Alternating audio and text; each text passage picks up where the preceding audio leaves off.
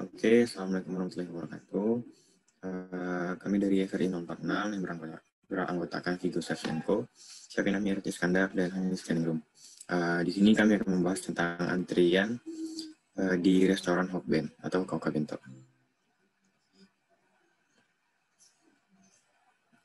Jadi pada studi case kali ini, salah satu perusahaan yang terdapat masalah antrian adalah restoran cepat saji Hoka Bento.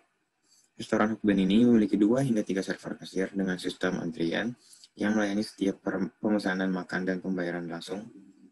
Restoran Hokben juga memiliki 2 hingga 3 kasir yang aktif saat sedang terjadi antrian yang panjang maupun tidak terdapat antrian. Tetapi dengan 2 hingga 3 kasir ini mesti terdapat kendala yang menyebabkan para pelanggan menunggu lama saat di jam-jam makan siang, seperti weekend dan pada saat ada promo. Nah, dengan antrian yang panjang ini dapat mengakibatkan penumpukan antrian yang cukup panjang pada saat jam makan, weekend, atau saat promo, sehingga para pelanggan harus menunggu dengan lama untuk dapat dilayani dan mendapatkan makanan. Berdasarkan latar belakang tersebut, kami akan melakukan pengamatan antrian pada restoran Hokben agar bisa membantu menemukan solusi dalam antrian tersebut.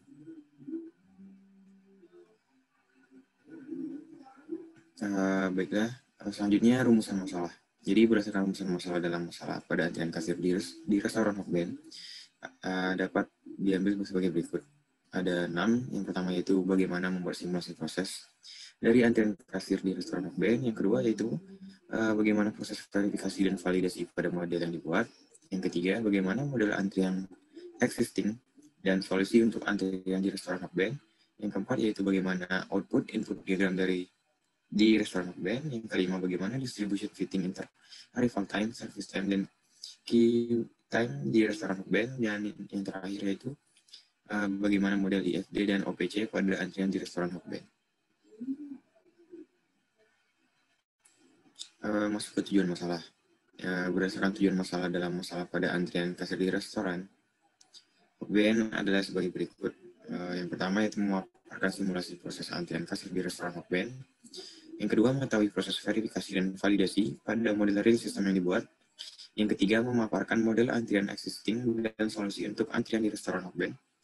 Yang keempat, memaparkan output input diagram di restoran Hokben. Yang kelima, memaparkan distribution fitting, inter-arrival time, service time, dan queue time di restoran Hokben. Dan yang terakhir yaitu mengetahui model IFD dan OPC pada antrian di restoran Hokben. Masuk ke elemen struktur dan elemen proses. Jadi pada elemen struktur ada customer, pelayan, cleaning service, mesin kasir, operator inspeksi, dapur Hokben, dan boki. Dan pada elemen proses terdapat 7, yakni proses masak, proses inspeksi, proses pemberian gaji, proses pemesanan, proses penggorengan, proses penyajian, dan proses pembayaran. Kemudian masuk ke identifikasi masalah.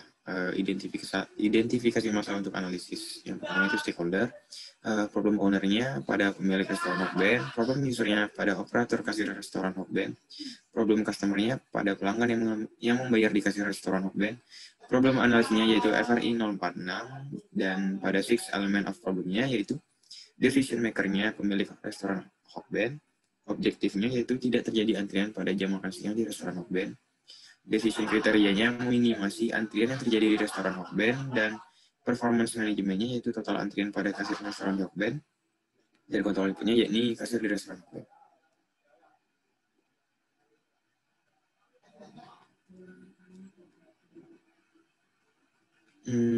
Masuk ke identifikasi masalah berikutnya yaitu hierarki sistem. Pada Nero sistemnya terdapat kasir di restoran Hokben, wider sistemnya terdapat restoran Hokben, dan pada environmentnya terdapat kompetitor restoran lagi.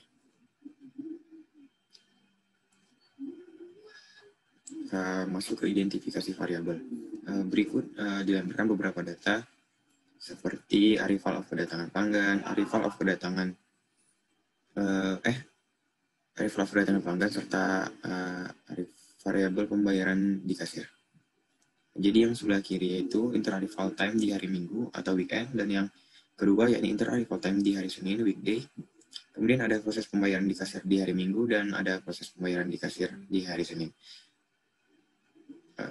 Lanjut. masuk ke identifikasi variabel.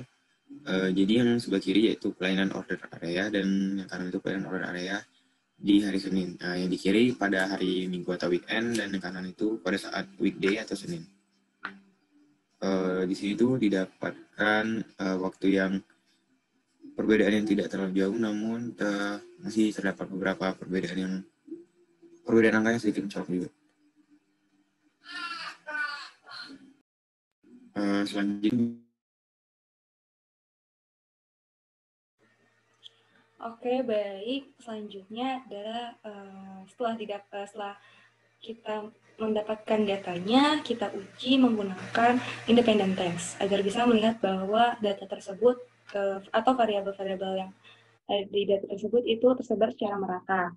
Nah, di sini bisa kita lihat bahwa arrival of kedatangan pelanggan, pelayanan order, pembayaran di kasir pada hari Senin atau weekday itu hasilnya adalah random, dan sehingga bisa kita katakan bahwa data tersebut itu independen dan atau tersebar secara merata. Next.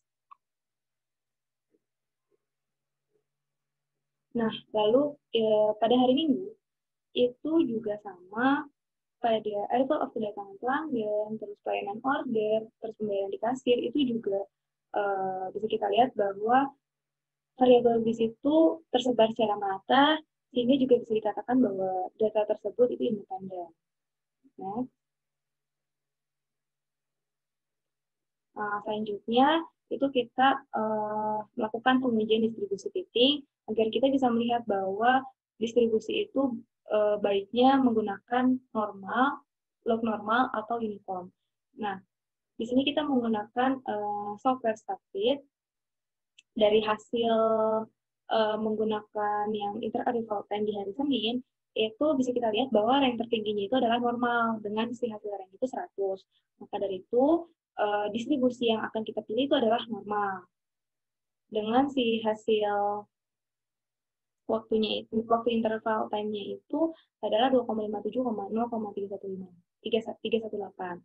Selanjutnya juga di gambar kedua, di situ adalah hasil distribusi pada pelayanan order di hari Senin. Di situ didapatkan bahwa rank tertingginya itu adalah di log normal dengan ranknya 100. Dari itu distribusi yang dipilih adalah log normal dengan waktu pelayanan order di hari Seninnya yaitu minus 278,6,680,00162. Selanjutnya di gambar terakhir itu merupakan hasil distribusi di proses pembayaran di kasir pada hari Senin juga. Nah, di situ bisa kita lihat bahwa rank tertingginya itu ada pada log normal dengan rank tertingginya itu ada pada log normal dan juga normal.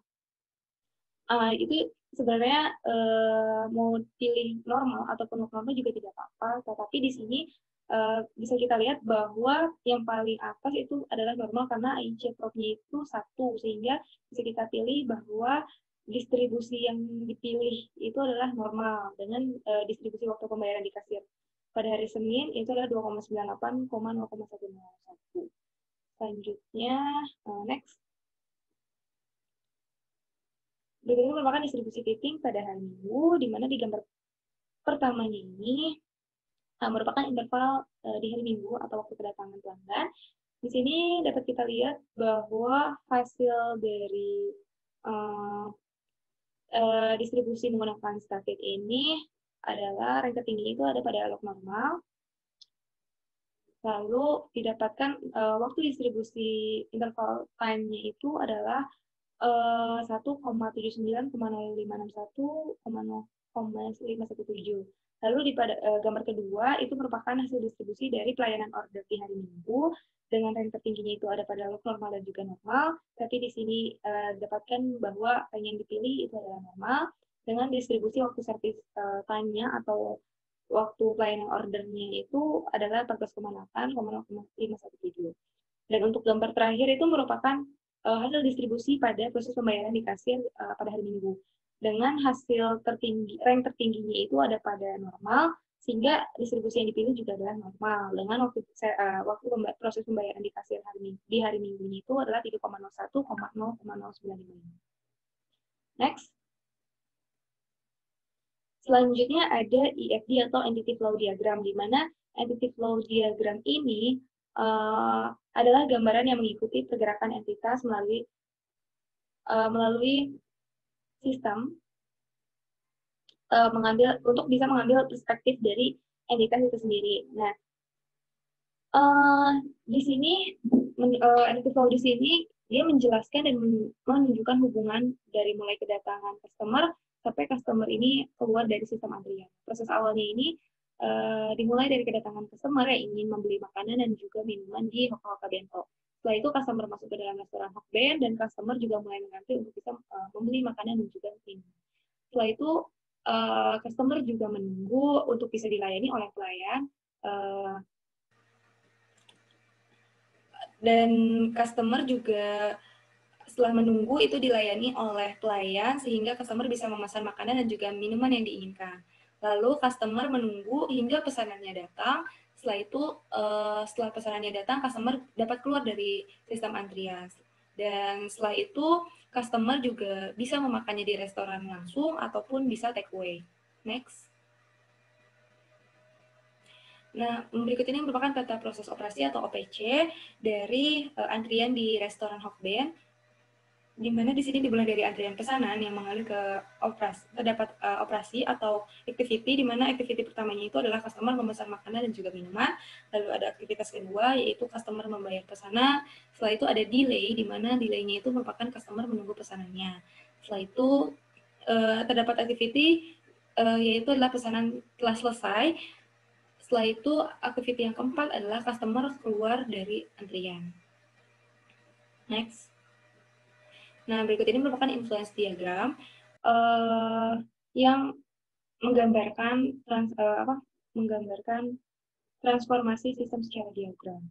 Nah, berikut ini merupakan influence diagram dari antrian di restoran Hokben, di mana outputnya ini adalah meminimasikan antrian. Lalu terdapat dua sistem variabel, yaitu ada lama antrian dan juga banyaknya pilihan menu. Lalu pada sistem variabel lamanya antrian itu terdapat controllable input dan juga control input, di mana si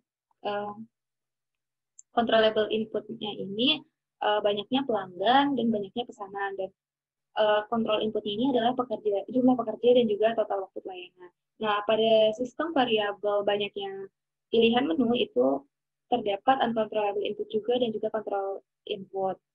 Di mana controllable input ini ada waktu pelayanan, waktu pembelian, waktu pembuatan makanan, waktu penyajian makanan, dan untuk kontrol inputnya di sini itu ada total waktu pelayanan. Next. Nah, berikut ini merupakan model existing dari Hoka Hoka Bento, di mana itu dimulai dari arrival customer atau kedatangan customer, lalu ada antrian di order area, setelah itu dilayani oleh pelayan, di sini terdapat mesin order area, setelah itu setelah dilayani, customer juga terdapat antrian atau menunggu untuk bisa mendapatkan makanannya, setelah itu customer bisa membayar di kasir area. Setelah di kasir area, terdapat finish customer area. Next. Selanjutnya akan dijelaskan oleh rekan saya. Selanjutnya adalah proses setelah terbentuknya model tersebut, kita telah melakukan verifikasi. Verifikasi ini bertujuan untuk memastikan bahwa model simulasi yang kita buat dengan aplikasi FlexSim tersebut sudah sesuai dengan model konseptual yang kita buat. Yang pertama, kita lihat dari work in process-nya. Work in process di sini kita lihat dari dua area, yaitu untuk bagian order area dan kasir area.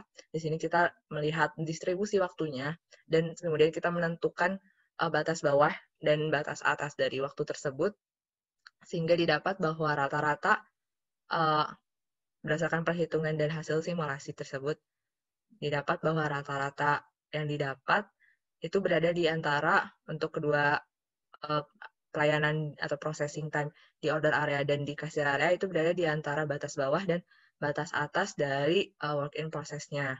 Karena hal tersebut, data ini telah terverifikasi, berarti mewakili random behavior dari model konseptual yang diharapkan. Kemudian setelah itu, kita menentukan jumlah replikasi, yang mana dari sini kita melihat output dari perharinya. output di sini ialah customer yang dilayani dari sistem antrian dari awal kedatangan sampai keluar dari antrian. Nah, di sini atau keluar dari kasir area. Di sini terdapat output dilakukan replikasi selama 15 kali. Lalu kemudian didapatkan total sebagai sejumlah 459, rata-ratanya di angka 30. Kemudian standar deviasinya di 2,9. Kemudian di sini kita melakukan perhitungan half rate atau HW.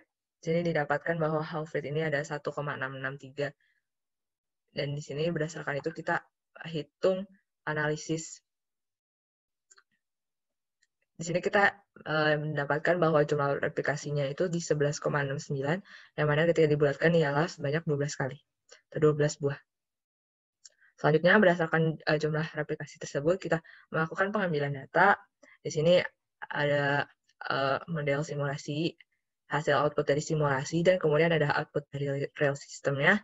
Kemudian kita mendapatkan rata-ratanya. Lalu berdasarkan data tersebut, kita lihat apakah keduanya berdistribusi normal atau tidak, dan berdasarkan hasil dengan menggunakan software IBMS PSS, diketahui bahwa data keduanya itu berdistribusi normal dengan signifikansi lebih besar dari confidence interval, yang mana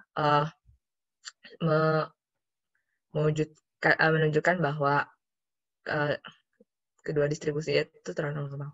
Selanjutnya, kita juga dapat melihat alur dari model yang kita buat sendiri, yaitu alur yang ini adalah kedatangan customer dan antrian dan juga sistem order dan kasir areanya sudah sesuai dengan model konseptual yang ada.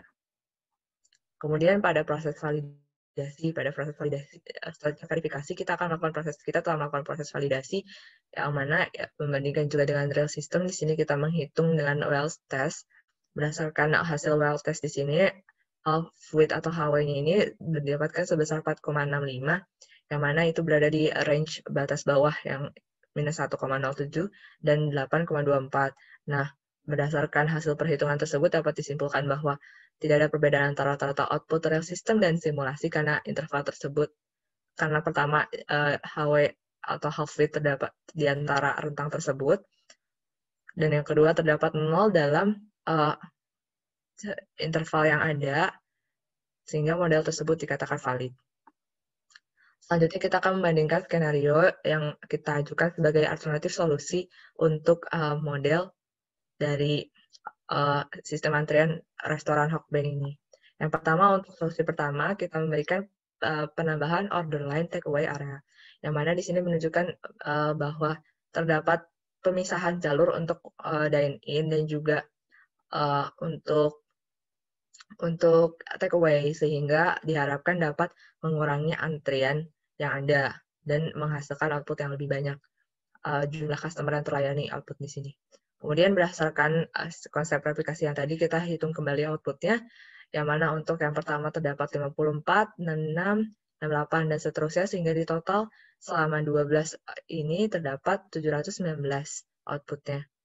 Kemudian kita tinjau kembali alternatif di sistem antriannya, sistem antrian dari alternatif penambahan order line area. Di sini untuk order area ini jumlah antriannya sebanyak 1.568 dalam replikasi selama 12 buah, kemudian untuk di kasir area 0.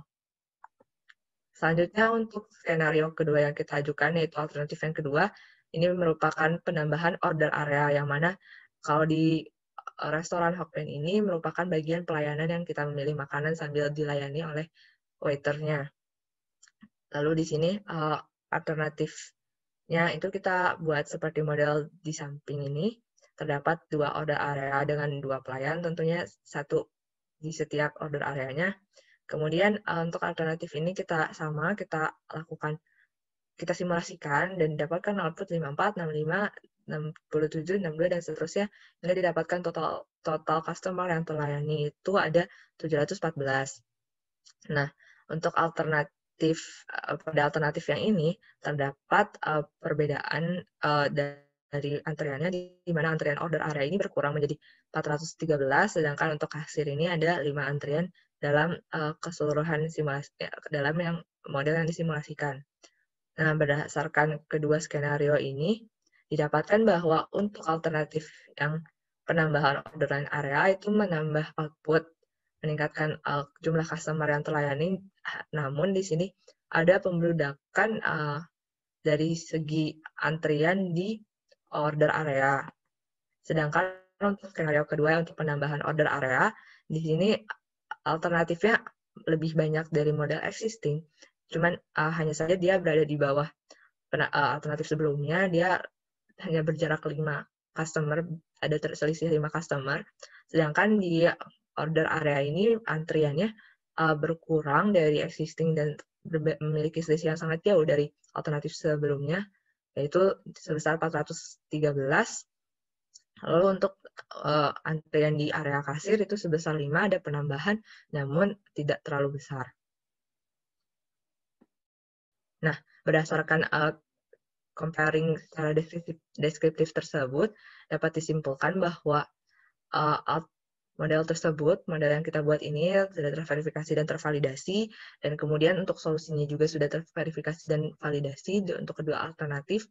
Kemudian dari situ didapatkan bahwa untuk peningkatan jumlah output dan juga dengan mempertimbangkan jumlah output customer yang dilayani dan juga antrian, lebih alternatif yang kami pilih ialah penambahan order area, karena dapat mengurangi antrian dari sistemnya sendiri, sistem di restoran Hokben ini.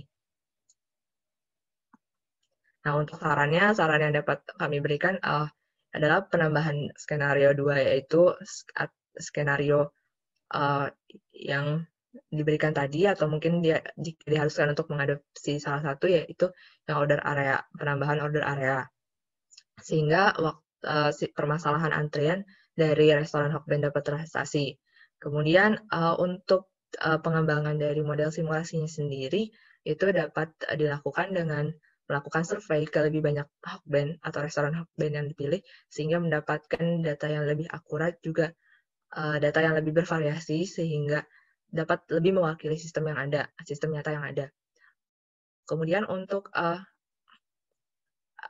mengatasi permasalahan antrian terlepas dari terkait dengan sistem pelayanannya, tapi juga terkait dengan training dari waiternya itu sendiri, yang mana dapat semakin lihai dari waiter itu melayani dapat meningkatkan kualitas restoran dan mempersingkat waktu pelayanan, sehingga permasalahan antrian dapat terpenuhi, terselesaikan. Dan juga saran-saran dan alternatif tersebut diharapkan dapat meningkatkan utilitas dan efisiensi dari restoran Hokben ini sendiri, sehingga dapat menjadi solusi untuk permasalahan antrian. Nah, sekian presentasi dari kelompok kami. Saya Syafina Amira Iskandar, mewakili dari FR 046, undur diri. Mohon maaf bila ada kesalahan. Assalamualaikum warahmatullahi wabarakatuh.